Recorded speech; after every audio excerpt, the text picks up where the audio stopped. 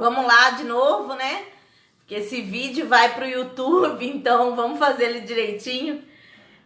Vamos gravar ele certinho aí que ele vai pro YouTube.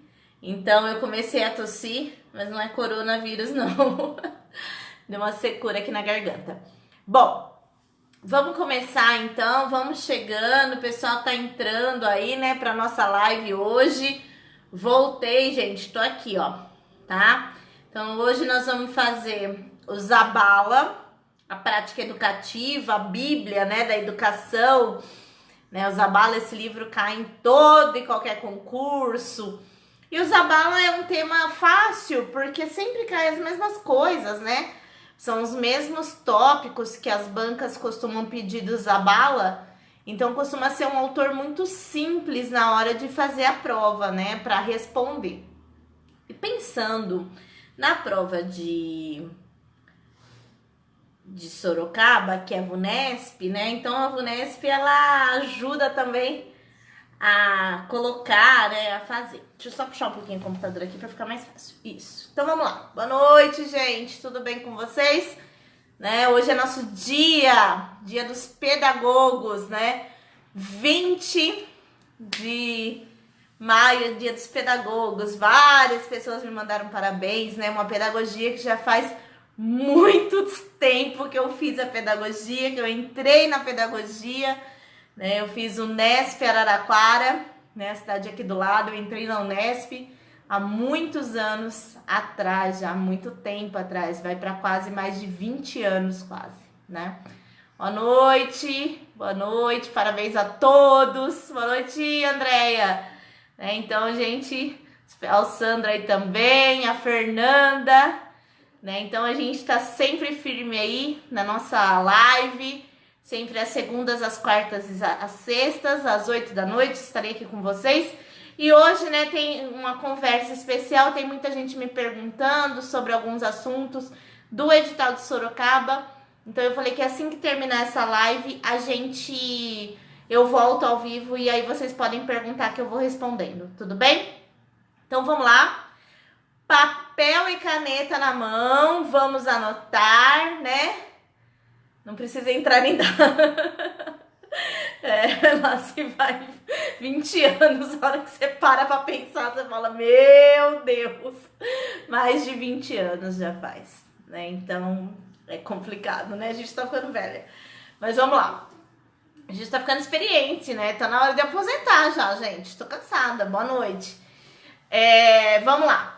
Vamos então, papel e caneta na mão, mas sem antes, né? Vamos corrigir o simulado aí da Thelma Vaz, né? Vocês fizeram um simulado? Acharam o simulado?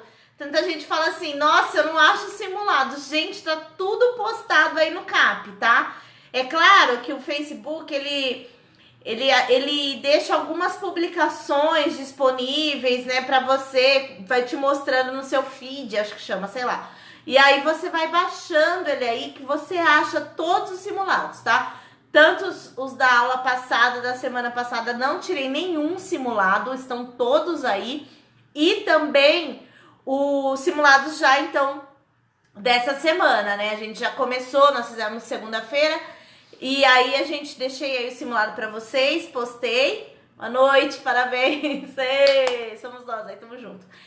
E aí, tá todos os simulados aí. Hoje tem Zabala, então vou postar Zabala. E se der tempo, eu vou começar o Gadotti, tá? O Gadotti, a concepção dialética da educação,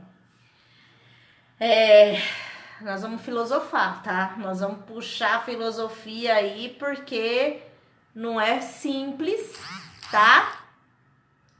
E então a gente, né, vai estudar o Gadotti, aí vamos fazer primeiro capítulo 1 e 2, e aí depois o 3 e o 4 eu faço na sexta, tá? Que é quando realmente ele vai tratar da educação. Mas vamos lá, vamos começar então com nossa correção da nossa querida Thelma Vaz. Gosto muito do livro da Thelma, acho um livro assim sensacional para professor, para a gente pensar na nossa prática educativa, né? A questão de ensinar todos os alunos, não deixar nenhum deles de fora. Eu acho isso fundamental, tá bom? Então a Thelma Vaz é muito interessante. Bom, Ele já começa, né, bem legal, já começa falando de qual é a alternativa incorreta, né? Já começa com a incorreta, que legal. Então, qual é a alternativa incorreta? E eu coloquei meu gabarito aonde? Adriana. Eu peguei umas folhas aqui, juntei, porque tava tudo uma bagunça. E eu coloquei o gabarito aonde? Vamos lá. Oh, meu Deus do céu, tá uma bagunça aqui de folha, de tudo que você pensar. Não tá aqui? Não, aqui, achei. Então, vamos lá. Thelma Vaz. A primeira é a letra D, né? Qual que tá errada? A letra D de dado, tá? Então, é essa que ela começa. Qual é a alternativa incorreta, né? A alternativa incorreta é a letra D de dado.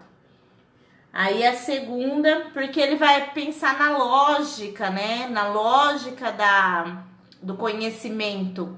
Então, por isso que essa daí é a incorreta, né? Daí que você vai tirar lá, de acordo com a Thelma Vaz, né?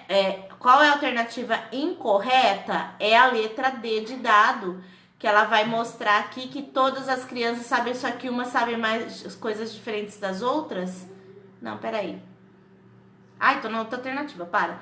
Para aprender, a criança passa por um processo que tem a lógica do conhecimento final. Não tem a lógica do conhecimento final, tá? Não é visto na lógica do adulto. Então, é essa que tá errada, tá? É a negativa. Só que daí ele tá afirmando, né? Para aprender, a criança passa por um processo que tem a lógica do conhecimento final.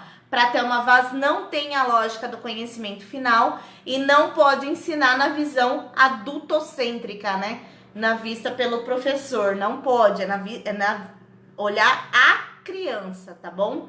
Bom, a 2, ela vai perguntar aí para vocês, de acordo com Thelma Vaz, assinale a alternativa correta. A alternativa correta é a C, né?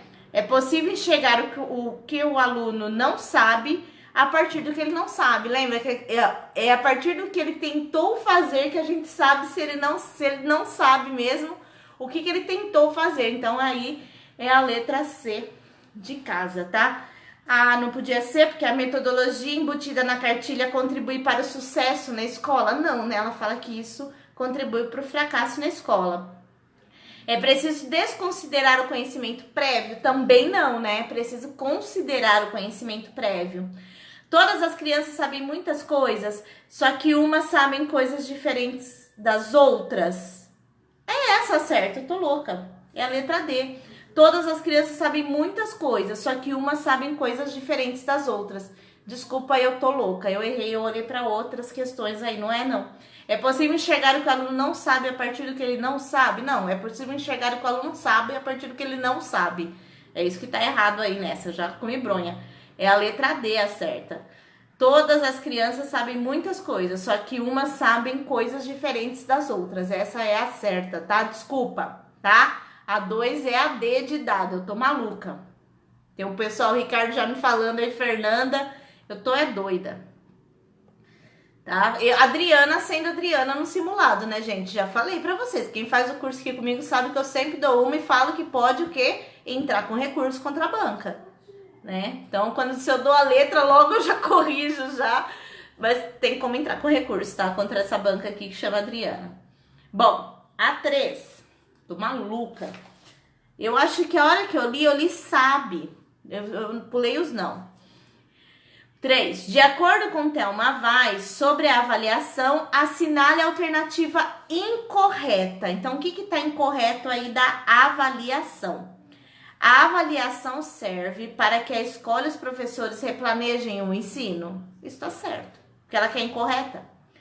Serve para o desenvolvimento da aprendizagem do educando?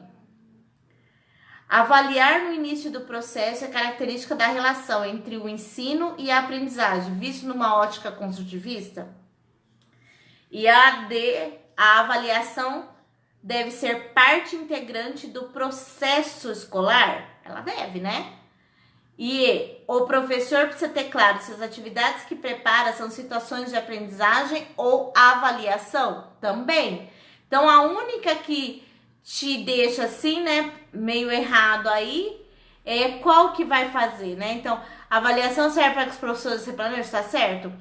Serve para o desenvolvimento da aprendizagem do educando? Não é só para isso, né? Avaliar no início do processo é a característica da relação entre o ensino e a aprendizagem visto numa ótica. Avaliação no início, avaliação ai, eu tô louca. É a avaliação diagnóstica, então ela serve. Eu acho que a letra B serve para o desenvolvimento da aprendizagem do educando? Não só, tá? Porque ele tá perguntando a incorreta. E eu marquei no meu gabarito a correta. Legal. Tá certo aí? Ricardo que fez, Fernanda que fez, acharam as respostas? Me ajudem aí, tá? 4. Para Thelma Vaz. Para aprender, a criança passa por um processo que não tem lógica do conhecimento final, como é visto pelos adultos? Sim, tá certo. Não tem lógica do conhecimento final, tá certo. Bom, a outra. Peraí que saiu tudo aqui. Você colocou a B? Ih, perdi tudo.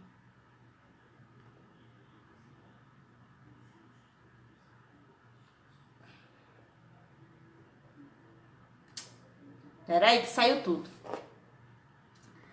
Vamos lá de novo.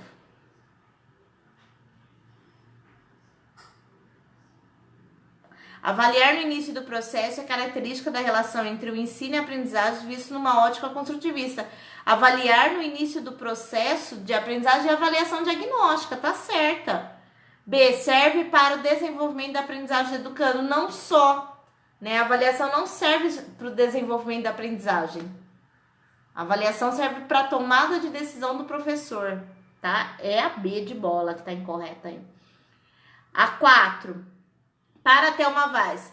Para aprender, a criança passa por um processo que não tem lógica do conhecimento final, como é visto pelos adultos? Certa.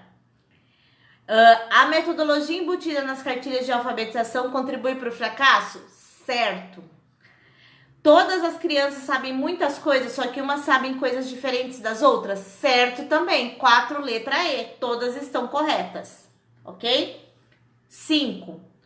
Com relação ao livro, né, Diálogo do Ensino e Aprendizagem, assinale a alternativa incorreta. De novo, quer saber o que está errado. Avaliar a aprendizagem do aluno é também avaliar a intervenção do professor, já que o ensino deve ser planejado e replanejado em função das aprendizagens conquistadas ou não. Tá certa, não é essa? Se a maioria da classe vai bem e alguns não, é certo que o professor não está acertando e precisará rever os seus encaminhamentos. Sim, porque ela fala que não pode deixar nenhum de fora, tá? C. A formação do professor necessita mais do que um curso preparatório, pois a bagagem do conhecimento com que ele sai de um curso de formação inicial será sempre insuficiente para desempenhar sua tarefa em sala de aula, tá certo também? Então não é essa. A escola, tal como conhecemos, nasceu com a Revolução Industrial. Essa escola, que se caracterizou por ser laica e pública, tornou-se obsoleto o modelo anterior, em que o professor se responsabilizava pela totalidade da educação e dos seus alunos. O conhecimento prévio é um conjunto de ideias, representações, informações que servem de sustentação para essa nova aprendizagem, ainda que não tenham relação direta com o conteúdo que se quer ensinar. Os conhecimentos prévios, eles têm relação direta com os conteúdos que se quer ensinar. Porque você pergunta para o aluno o que você já sabe sobre esse conteúdo. Então, eu acho que essa daí que é errada, tá? Eu não achei as respostas desse gabarito, eu não lembro de onde eu tirei de um simulado que não tinha respostas. E aí eu não achei, mas eu tô achando que é a letra E, tá? É a letra E, porque o conhecimento prévio é do que o aluno, ainda que não se tenha relação. Então, o aluno, você tá explicando sobre o cachorro, ele fala bola, tudo bem? Né? Então, eu acho que é a letra E mesmo aí da 5, tá bom? Então, vamos lá começar então o nosso Zabala. Depois eu até posso procurar certinho, se eu achar, eu trago as respostas corretinhas aí, mas eu acho que é esse mesmo gabarito, tá? e vamos colocar o Zabala. Então, vamos começar nosso mapa aí, colocar Zabala, a prática educativa. Primeira coisa que vocês têm que marcar aí do Zabala, tá? Então, começando aí o Zabala. Primeira coisa, a questão da competência, tá? O Zabala é um dos autores que vai falar sobre a competência, tá bom? Então, ó, a competência em seu ofício é característica de qualquer bom profissional. Então, ele puxa também a mesma ideia da Terezinha Rios, que é a competência características do bom profissional, tá bom? Então, vamos lá. Zabala elabora um modelo, né, que seria trazer subsídios para análise da prática profissional, tá bom? Então, a prática profissional, isso o Zabala vai colocar também. E aí, muito importante, que sempre cai no concurso do Zabala, são os tipos de conteúdo, a tipologia dos conteúdos. Então, quais são os tipos de conteúdos, né? Eles vão falar que são os conteúdos factuais e conceituais, que são os que devem aprender. Então, factual e conceitual é o que se deve aprender, tá? Depois, os procedimentais é o como fazer. Então, o que se deve fazer, o como fazer. E os atitudinais, que é o como deve ser. Isso é chave do Zabala, tá? A tipologia dos conteúdos sempre cai nos concursos. E eles são fáceis, tá? Então, são os conceituais e factuais, os procedimentais e os atitudinais. Então, sempre você tem que ter essas 3 perguntas na sua cabeça, que você não erra nenhuma questão sobre os conteúdos. Você deve perguntar, o que se deve aprender? Se a pergunta for o que é o conceito, tá? Conceitual. O que se deve fazer? Fazer é o como, então é o procedimental. E o atitudinal é o quê? O que se deve ser, as atitudes e os valores. Isso, se vocês pegarem palestras aí do Zabala, né, no YouTube e tudo mais, ele vai tratar desse assunto. Ele é um dos autores que mais fala sobre esse assunto da tipologia dos conteúdos. Essa tipologia dos conteúdos, ela também está incluída lá nos PCNs e nos PCNs do ensino fundamental e do ensino médio, né? Então, tá lá incluído os tipos de conteúdo. Então, toda boa aula, vamos colocar juízo de valor do bom. Então, toda boa aula deveria levar em conta esses tipos de conteúdos. Os conteúdos conceituais ou factuais, que é os conceitos e os fatos. Os conteúdos procedimentais, que é o como fazer, que seria as resoluções de situação, problema. E os atitudinais, que seriam valores e as atitudes, tá? Então, essas são as primeiras palavras que você tem que anotar aí no seu mapinha. Vamos lá? Bom, pensando nisso, tá? Então, os tipos de conteúdo é o que mais cai no concurso. E aí, como é a prática educativa, como ensinar, então ele começa contando, né? Começa falando sobre os tipos de conteúdo. Depois ele vai falar sobre as propostas de atividades. E as propostas de atividades, elas giram em torno de 3, tá? Que são as atividades permanentes. Então, as atividades permanentes são aquelas que você realiza todos os dias, né? É uma rotina, por exemplo, uma contação de história, lavar a mão, sei lá, o que vocês quiserem colocar de atividade permanente. Por exemplo, a leitura de uma parlenda, a leitura compartilhada, né? Então, atividades permanentes são aquelas que você faz todos os dias na escola. Elas são permanentes, tá? Ela é ao longo do ano. Outro que ele vai colocar são as sequências de atividades. A sequência de atividade serve para quê? Para ensinar um conteúdo específico, tá? Então, por exemplo, você quer ensinar um conteúdo específico, então você vai fazer uma sequência de atividades pedagógicas para ensinar aquele conteúdo, tá? E os projetos de trabalho. Os projetos de trabalho, eles sempre ensinam um conteúdo específico, porém eles têm um produto final. Então, a diferença da sequência de atividades e os projetos de trabalho é que no projeto a gente tem um produto final, tá bom? Então, isso chama o quê? Propostas de atividades pedagógicas. Depois que ele falou sobre os conteúdos e as propostas de atividades pedagógicas, o Zabala vai tratar sobre a relação professor-aluno, tá? Porque lembra que eu falei que a prática educativa como ensinar é a Bíblia? Então, essa relação professor-aluno, né? Ela tem que ser o quê? Uma relação interativa. Claro, o Zabala também faz parte dos teóricos do construtivismo, né? Que acreditam no construtivismo. Então, essas relações, elas devem ser interativas, né? Então, para facilitar a aprendizagem, se deduz uma série de funções do professor. Então, vou falar as funções do professor de acordo com o Zabala. Primeiro, planejamento. Então, o professor tem que planejar a sua aula, tá? Então, tem que ter o planejamento. Lembrando que o planejamento é o artigo 13 da LDB. Os professores devem participar integralmente dos momentos de planejamento e avaliação. O planejamento faz parte da carga horária docente, a gente tem o nosso tempo de planejamento e ela faz parte da nossa atividade docente, então o planejamento ele tem que ser feito. Outra coisa, plasticidade na aplicação. Você planejou, né? Mas a aula ali é complexo, né? Muitas coisas acontecem.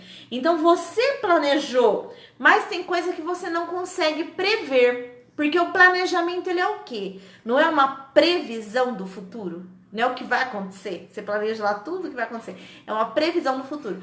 Mas como a gente não tem certeza desse futuro, então a gente precisa ter essa plasticidade. Do quê? De se prever que alguma coisa pode não dar certo naquele planejamento daquele dia. E você vai olhar para a cara das crianças e falar assim, olha, né, gente, hoje a gente usa o Data Show. Ai, mas o Data Show não tá funcionando. Aí eu sento lá na sala e choro? Não, né? Eu vou pensar em outra coisa para poder fazer. Por isso que ele fala o planejamento e a plasticidade desse planejamento, né?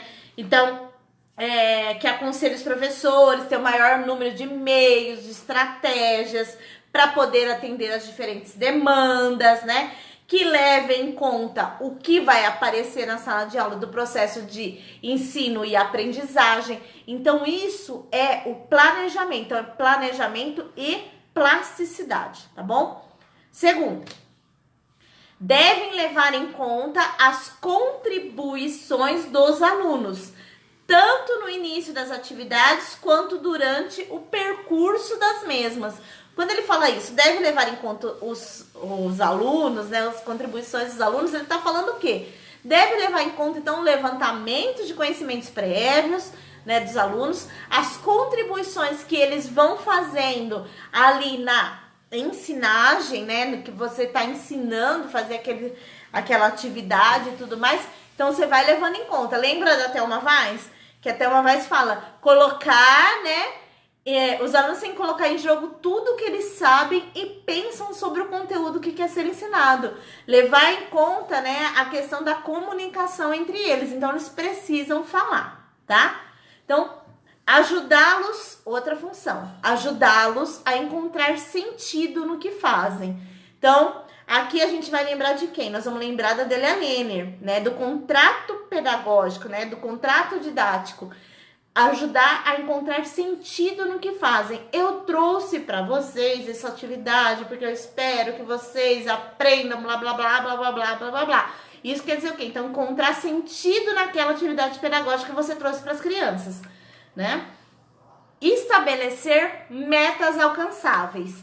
As metas alcançáveis, você coloca, professor, a minha meta é que até fevereiro as crianças saibam pegar no lápis. Sei lá, que ano você tá, né? Então, metas alcançáveis. E aí você vai fazendo atividades, nessa questão de atividades permanentes, sequência de atividades, outros projetos, para alcançar nessas metas, né? Que elas são metas alcançáveis. Se o professor não sabe aonde ele quer chegar, né? Como que ele vai planejar?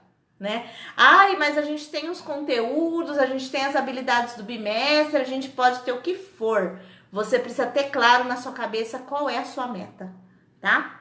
Bom, oferecer ajuda contingente, né? Palavras Oferecer ajuda contingente. O que é oferecer ajuda contingente? A elaboração do conhecimento exige ajuda especializada, estímulo e afeto por parte dos professores e demais colegas. Ajuda contingente é você ajudar aquela criança que ela está precisando da sua intervenção. Ajuda contingente é esse afeto que você não vai... Quando ela fala, professora, você já olha pra cara e fala, o que você quer? Não. Você já vai lá e explica pra ela o que ela precisa. Nem que tiver que explicar 20 vezes a mesma coisa. Eu sempre falava isso pros meus alunos quando eu dava aula, né? Eu falo quando eu dou aula agora pra vocês. Mas quando eu dava aula pros pequenos, eu falava, gente, vocês entenderam? Quer que eu explique de novo? Quem é que não entendeu? Vem aqui que eu vou falar pra vocês de novo, tá? Vem aqui, traz o caderno, eu explico de novo.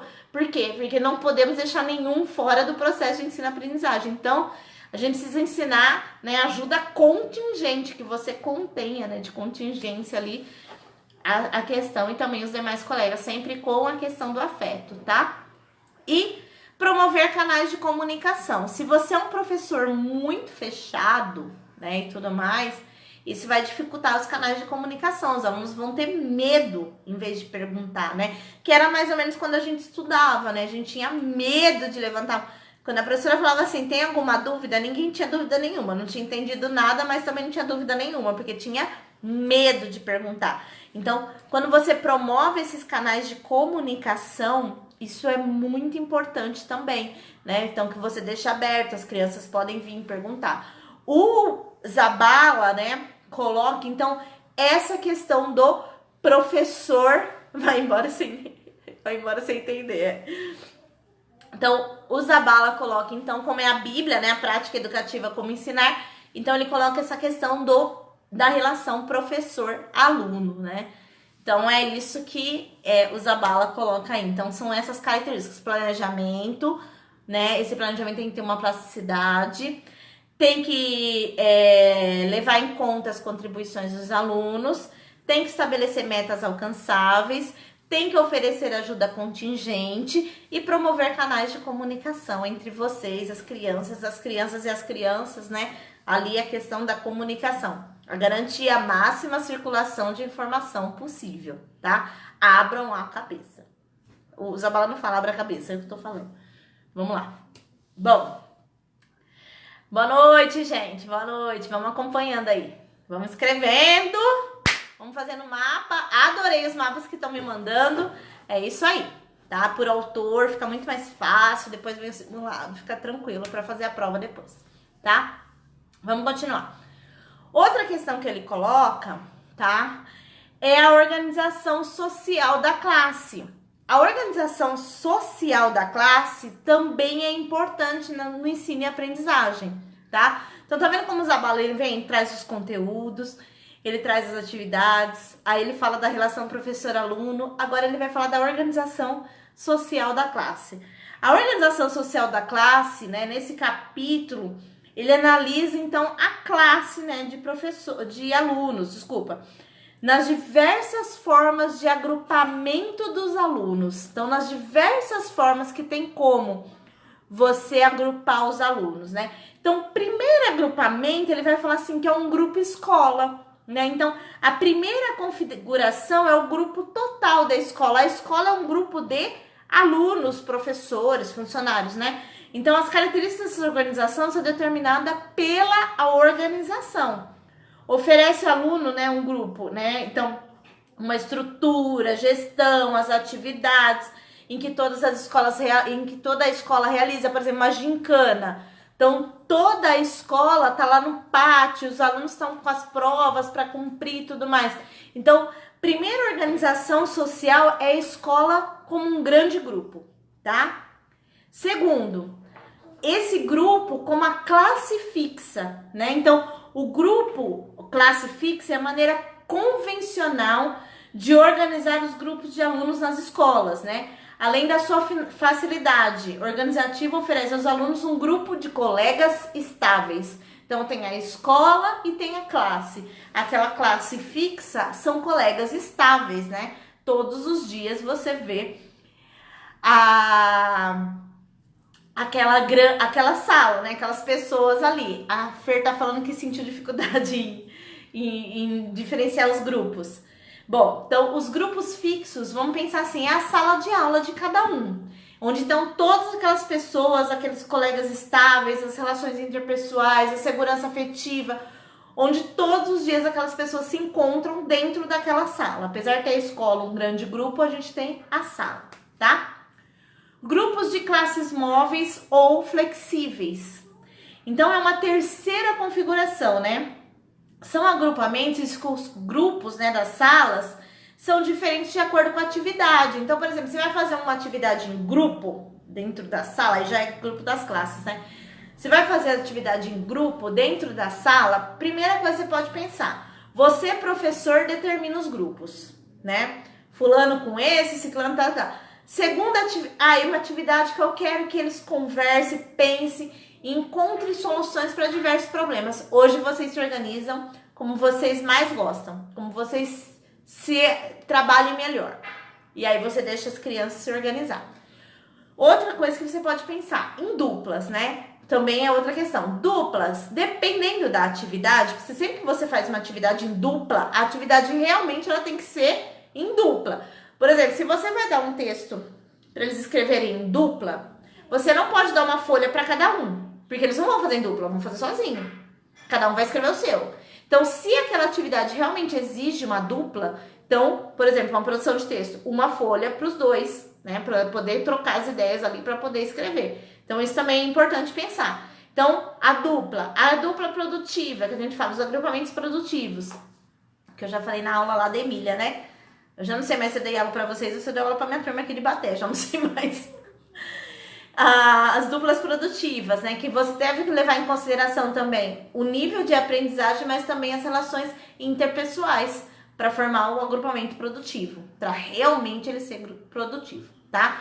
Então, quando ele fala organização social da sala, ele quer falar dessa grande questão, né? Então, a escola como um todo, um grande grupo social, um grupo de classes onde aquelas pessoas se encontram todos os dias e a organização da grupos móveis, né? Ele fala móveis ou flexíveis, que é de acordo com a atividade. São essas grandes categorias aí que ele coloca na organização social da classe.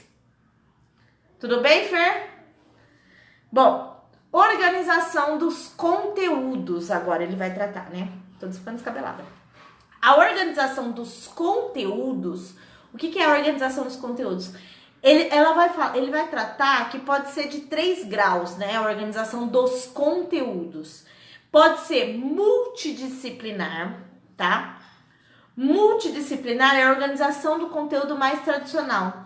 Quando a gente fala multidisciplinar, quer dizer o quê? Que são várias disciplinas, mas cada uma no seu quadrado. Eu costumo falar assim, ó.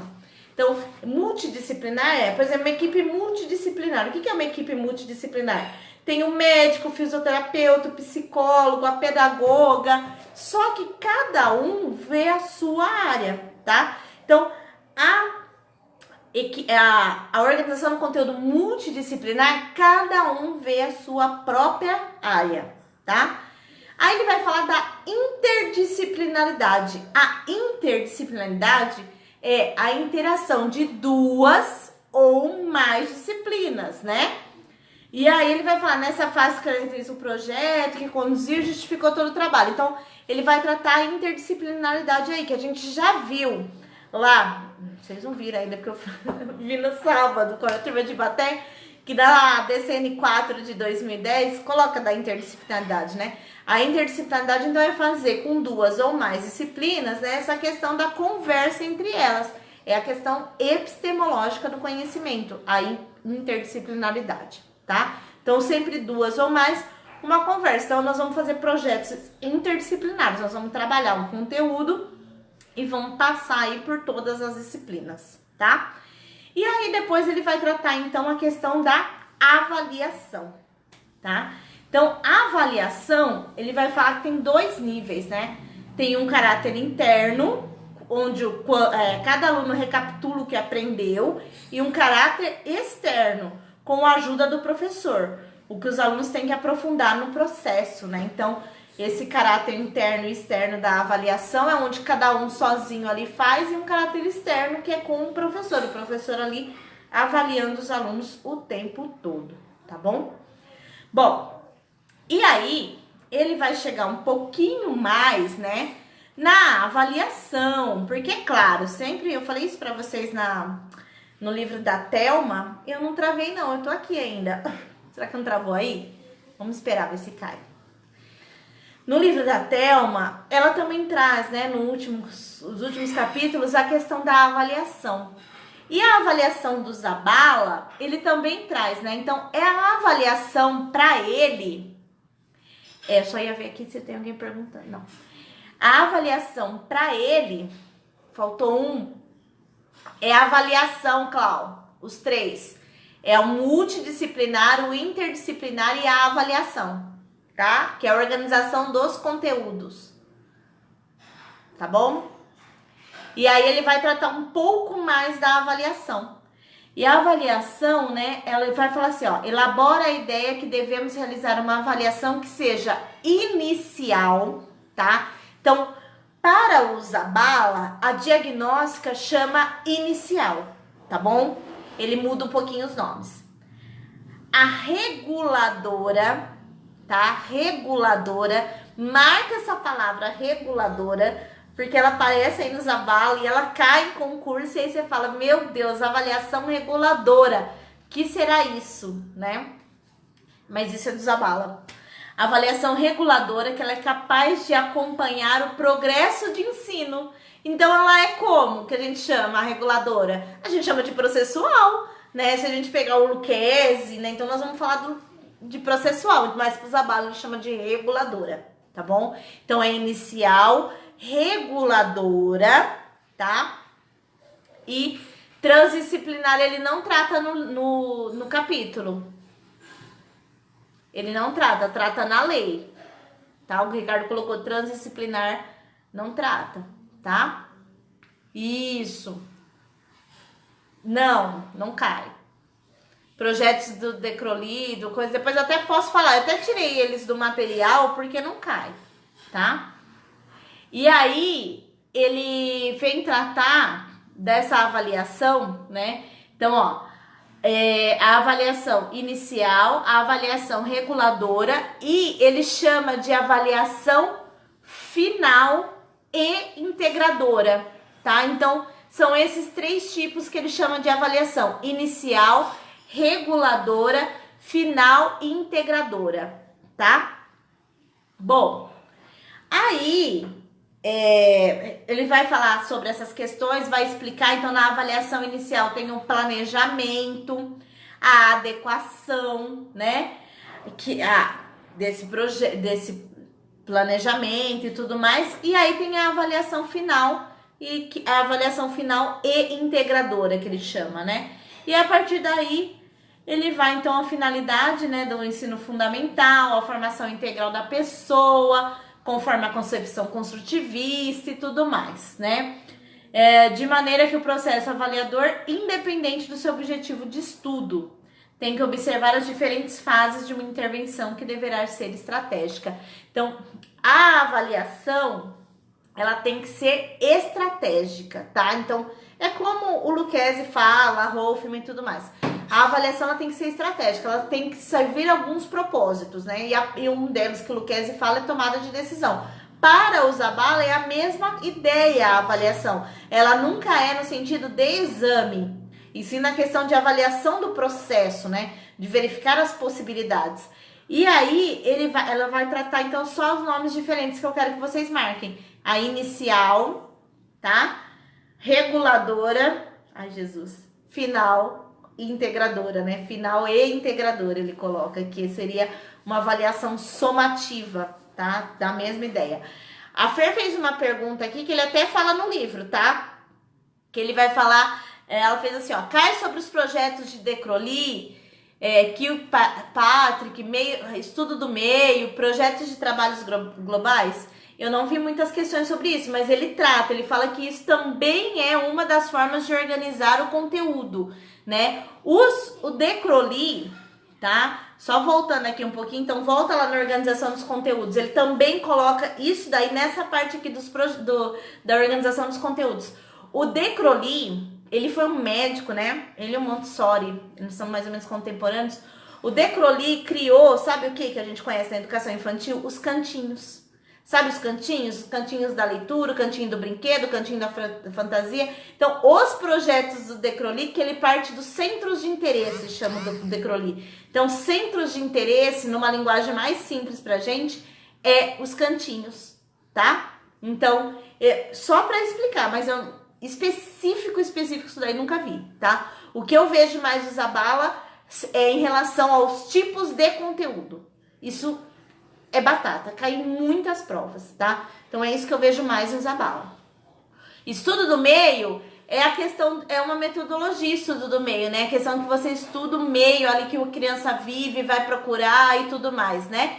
E projetos de trabalho global são os projetos que você envolve várias disciplinas, vários conteúdos, né? E aí, por exemplo, aquele projeto que a instituição vai trabalhar o ano inteiro, isso é um projeto de trabalho global, né? Que a escola escolhe lá no começo do ano, todas as salas vai desenvolver esse projeto aqui. Então, aí é um projeto global.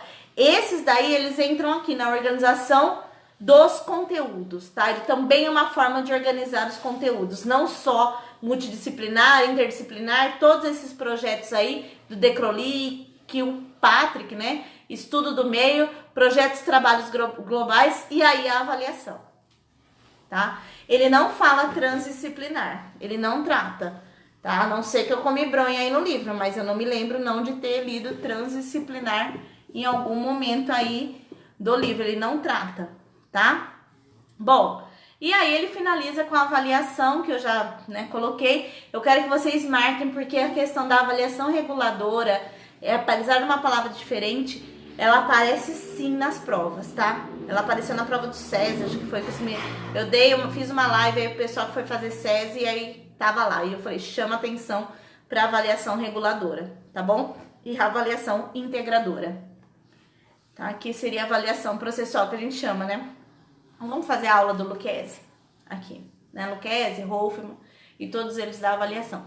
Mas como ele trata da prática educativa como ensinar, ele vai passando cada um dos capítulos, são 10 capítulos do livro, e aí ele vai passando cada um deles como que é essa prática educativa. E se a gente pensar essa prática educativa, tem a ver com tudo isso mesmo, né? A gente pensa nos conteúdos, de como a gente vai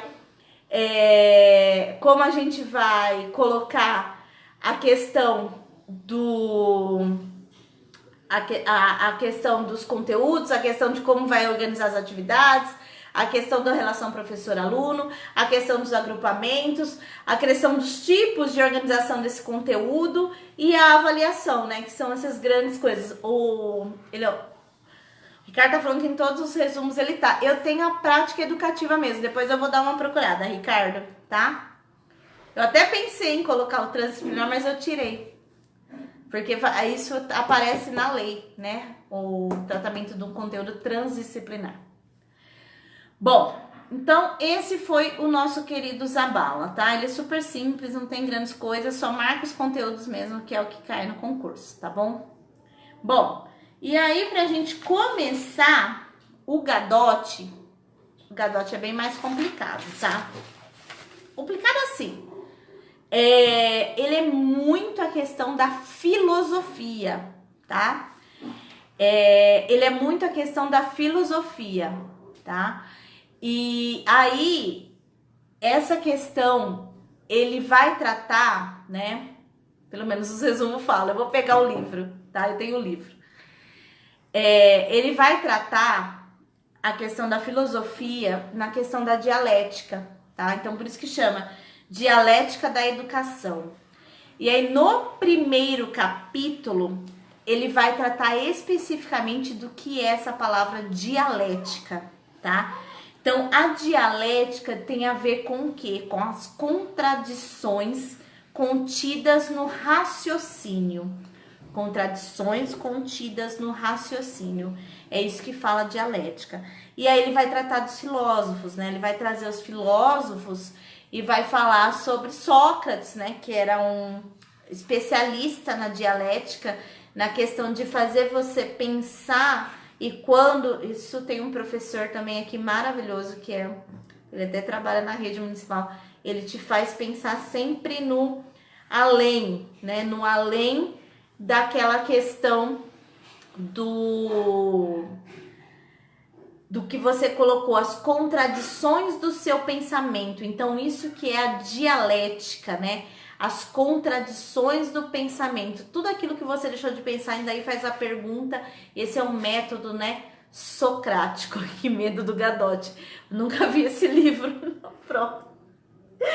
Eu nunca vi esse livro em prova. Meu Deus do céu, né? Mas vamos lá, tá bom? Então, primeiro é a dialética da educação. Mas depois ele chega lá, por que ele faz essa questão. Bom, aí ele vai falar também que a dialética tem a ver com o movimento, a transformação das coisas. Porque quando você, por exemplo, se você pensa alguma coisa, né? E aí ele faz você pensar, né, no que você falou, o que vai acontecer? Vai acontecer um movimento, né? Você vai transformar aquele conhecimento, porque daí você vai passar a pensar o que você não tinha pensado antes. É uma coisa filosófica, é um morrã na vida. É uma coisa filosófica, tá? E aí, ele vai falar que a educação seria o processo pelo qual o homem desabrocha todas as suas potencialidades, né? Então, essa questão da educação, de pensar, né? De pensar, de levar a pensar todas as coisas que existem, tá? Aí, ele também vai puxar o Marx na questão do materialismo dialético, tá? Ele vai fazer toda essa palavra de dialético, tipo Morin. Materialismo dialético, né? Considera a forma das ideias tão concretas quanto a forma da natureza, tá? Então, considera as formas tão concretas quanto as formas da natureza, o materialismo dialético. E a dialética tem as leis, tá? A dialética tem as leis. Então, quais são as leis da dialética? Anota aí. Tudo se relaciona. Então, primeira coisa, a lei da dialética. Tudo se relaciona, tá? Ou seja, o princípio de totalidade. Todas as coisas estão relacionadas uma com as outras. Tudo se transforma. O movimento, né? Tudo tem transformação, por isso que é dialética. Eu vou ter que usar a mão para explicar. E a mudança, ela é qualitativa, tá? Ela é qualitativa por quê? Porque ela vai adicionando conhecimentos, àquela questão, né? Então, tudo, né? Tudo se relaciona, tudo se transforma e a mudança é qualitativa, né? Acúmulo de elementos, tá bom? Bom, e a quarta é a questão da unidade e a luta dos contrários, né? As forças opostas. A contradição é a essência da dialética, tá? Então, a contradição é a essência da dialética. Isso tudo tá lá, né, no primeiro capítulo lá dele, que ele vai colocando todos os filósofos, meu Deus do céu, falando sobre toda a questão lá dos filósofos. Fala de Sócrates, fala de Platão, aí depois ele coloca Rousseau, aí ele fala também sobre a questão da dialética e vai. Aí fiquei procurando sentido naquilo que ele estava tudo falando e me perguntando como explicaria tudo isso, né?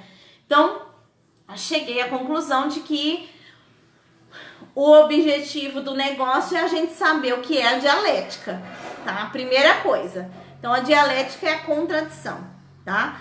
E aí, a dialética da natureza é aquela ligada à história humana. E a dialética da história, ela é largamente objetiva, né? E a dialética do conhecimento, a objetos que se quer conhecer, tá? E a ação dos sujeitos que procura compreendê-lo. Então, ele vai colocar essa questão que é sempre a contradição da natureza, tá? Da história, do conhecimento, tá? São essas três. Que é o 4, o Silvano tá pedindo para eu falar 4. A unidade e a luta dos contrários. Essa é a 4.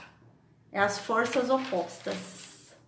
E aí as forças opostas da natureza, da história e do conhecimento, tá? Até fui assistir uma videoaula sobre esse livro, para ver se eu conseguia mais exemplos, alguma coisa, mas não consegui muita coisa não, tá? Bom, aí, a não ser que tenha algum filósofo aí que possa me ajudar a dar aula sobre o Gadotti, tá? Tô aceitando ajuda. Bom, aí, vai devagar. Aí, né, ele vai colocar a questão da lógica formal e a lógica dialética, tá? A lógica formal é a não contradição, ou seja, as pessoas pensam aquilo e acabou. A lógica da dialética é a contradição, que é quando você vai fazer com que a pessoa mude o seu pensamento. Aí eu fiquei pensando aqui nesse... Aí, né, já fiquei viajando aqui quando ele falou. Porque eu fiquei pensando... Sabe de quem me lembrou? Isso aqui me lembrou Raul Seixas. Eu prefiro ser aquela velha metamorfose ambulante do que ter uma opinião formada sobre tudo. Pensei nisso quando eu pensei na dialética. Nessa questão do contrário. Então eu prefiro ser uma metamorfose ambulante que está sempre em transformação do que ter uma velha opinião formada sobre tudo. Eu achei, né? Fiquei pensei no Raul Seixas. Se eu estiver errado, algum filósofo, né, me corrige. Não tem problema nenhum. Tá? Então, essa questão. Então, a contradição é a essência da dialética. E aí, ele dá o exemplo, porque ele puxa o Marx, né? A questão de um exemplo, assim, do Marx, né? Do capitalismo. Qual é a contradição do capitalismo? A burguesia e o proletariado, né? Então, se o proletariado sempre se matando de trabalhar e tudo mais para manter, né, a classe dominante, que seria a burguesia, que seriam os folgados e tudo mais. Então, ele dá essa ideia de dialética, né, dessa grande contradição de pensamentos, tá bom? E aí se chocam, né, esses pensamentos. Aí, ele vai falar que o Marx, então, foi um grande estudioso da dialética, porque ainda tem um método dialético marxista, né, ele estuda as contradições da sociedade, por isso aqui já é capítulo 2, tá? Por isso que ele chega nessa questão da burguesia e do proletariado, e aí ele vai analisar metodologicamente os aspectos dos elementos contraditórios da sociedade, né? Então, por isso que é o materialismo dialético de Marx, em que ele vai analisar as contradições dos elementos da sociedade.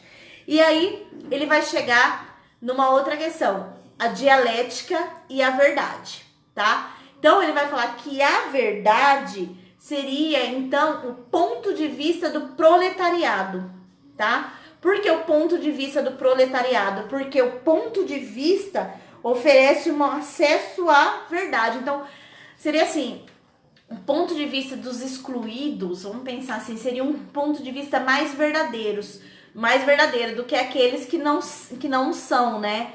Então, enxergar as minorias seria um ponto de vista da contradição, de você enxergar quem tá lá dentro da sala de aula. E aí, quando você começa a pensar sobre isso, a questão da verdade, né, você já vai cair lá em currículo, de tudo que é deixado de fora de um currículo e o que é colocado dentro de um currículo, que a gente vai ver, tem um autor de currículo, né?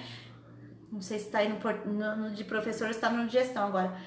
Então, essa questão da contradição dentro da sociedade. Eu viajei junto com o Marx aqui e com o Gadotti nesses 2 primeiros capítulos, porque o livro chama Concepções Dialéticas da Educação, tá?